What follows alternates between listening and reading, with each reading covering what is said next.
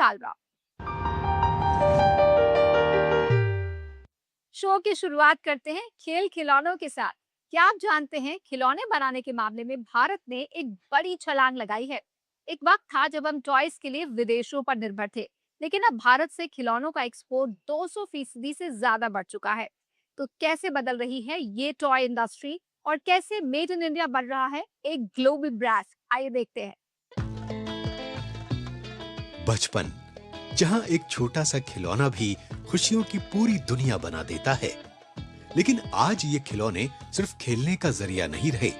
Make in India और आत्मनिर्भर भारत जैसी पहल के साथ खिलौनों की ये इंडस्ट्री तेजी से बदल रही है। जहां कभी भारत खिलौनों के लिए पूरी तरह विदेशों पर निर्भर था, आज वही दुनिया को खिलौने बेच रहा है। जहां मेक इन इंडिया खिलौने सिर्फ बाजार ही नहीं बल्कि देश की अर्थव्यवस्था में भी अपना मजबूत योगदान दे रहे हैं।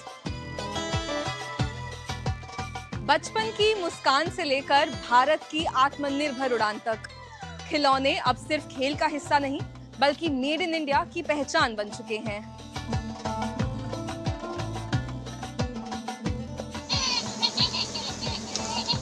लोकल टॉयज अब सिर्फ लोकल नहीं रहे बल्कि बन चुके हैं ग्लोबल टॉयज। इस बदलाव के पीछे सरकार की नीतियों ने अहम भूमिका निभाई है। कस्टम ड्यूटी बढ़ाकर विदेशी खिलौनों को महंगा किया गया और सख्त क्वालिटी स्टैंडर्ड लागू किए गए। अब बाजार में वही खिलौने आ सकते हैं जो BIS यानी ब्यूरो ऑफ इंडियन स्टैंडर्ड्स जैसे सुरक्षा मानकों पर खरे उतरते हैं। इससे घरेलू मैन्युफैक्चरर्स को मौका मिला और इंडस्ट्री को नई रफ्तार। और इसी बदलाव को करीब से समझने के लिए हम पहुंचे उत्तर प्रदेश के गाजियाबाद में एक ऐसी ही टॉय मैन्युफैक्चरिंग यूनिट में।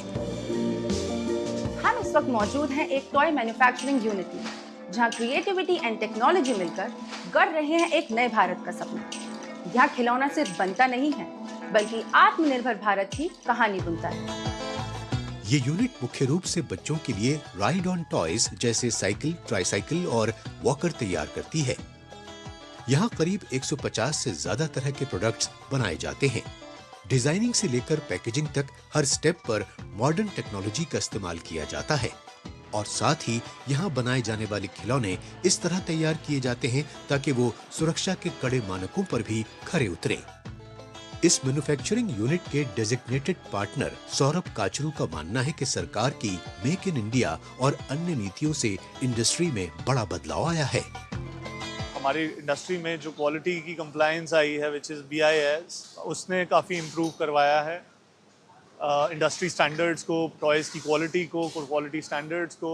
फिर मैं ये मान के चलता हूँ एक इकोसिस्टम बिल्ड हुआ है in terms of businesses, vendors.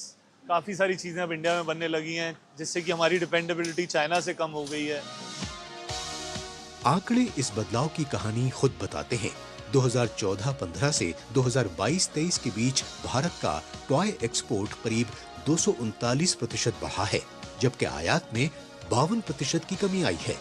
यानी जो खिलौने पहले बाहर से आते थे, आज वही भारत में बनकर दुनिया के 100 से ज्यादा देशों तक पहुंच रहे हैं।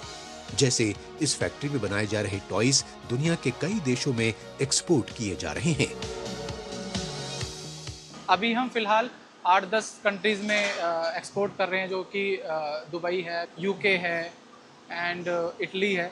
तो काफ़ी सारी कंट्रीज को हम कवर अप करते हैं।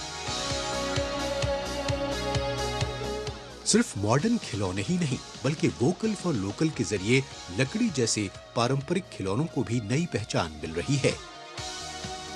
देश के अलग अलग हिस्सों में मौजूद पारंपरिक क्लस्टर्स अब फिर से जीवंत हो रहे हैं, जहां पुरानी कला नई मांग के साथ जुड़कर आगे बढ़ रही है। आज भारत की टॉय इंडस्ट्री सिर्फ खिलौने नहीं बना रही बल्कि देश की अर्थव्यवस्था को मजबूती दे रही है और रोजगार के नए रास्ते भी खोल रही है।